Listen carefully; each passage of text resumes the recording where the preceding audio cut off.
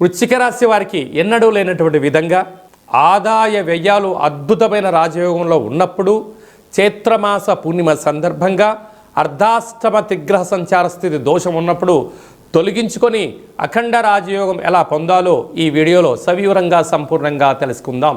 వృశ్చిక రాశిలో ఏ నక్షత్రాలు వస్తాయనగా విశాఖ నక్షత్రంలోని చివరి పాదం 4వ పాదము, అనురాధ నక్షత్రంలోని 4 పాదాలు, జ్యేష్ఠ నక్షత్రంలో 1 పాదం కలిపితే వృశ్చిక రాశి. రాశాధిపతి కుజ భగవానుడు.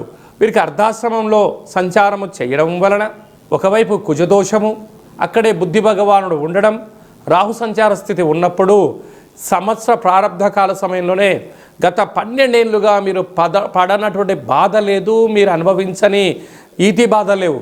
ఇప్పుడే మీకు ఉపశమన కాలం ఆసనమైంది.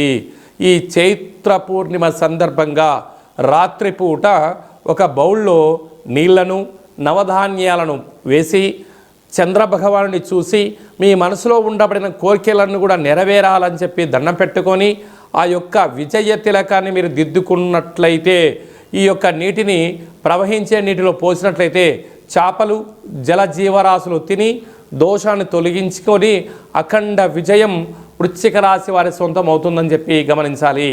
సంతాన స్థానంలో ఎన్నడూ లేనటువంటి విధంగా ఏడాది తర్వాత శని భగవానుడితో రవి భగవానుడు సంచారం చేస్తున్నాడు కనుక వేసవి కాలంలో దయచేసి మీ యొక్క పిల్లలను చెరువుల్లోకి, ఊరి చివరిలోకి, క్రీడారంగ మైదానంలోకి పంపించేటప్పుడు మీ పర్యవేక్షణ చాలా అవసరమని చెప్పి గుర్తుపెట్టుకోగలగాలి.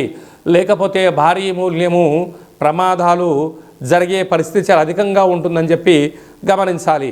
రుణరోగ శత్రుస్థానంలో శుక్ర భగవానుడు సంచారం చేయడం వలన బంగారు ఆభరణాలు, షేర్లు, క్రయ విక్రయాలు అదృష్ట స్థితి మీకు రాబోతుంది కనుక కాలాష్టమి సందర్భంగా సూర్య భగవాను యొక్క దర్శనం, పక్షులకు, కాకులకు, సాధు సంతులకు అన్నదానం చేయడం వలన సంచిత కర్మ, ప్రారబ్ధ కర్మ, ఆగమిక కర్మలు తొలగిపోయి అదృష్టం, బంగారం, రాజయోగం మీ సొంతం అవుతుందని చెప్పి గమనించాలి.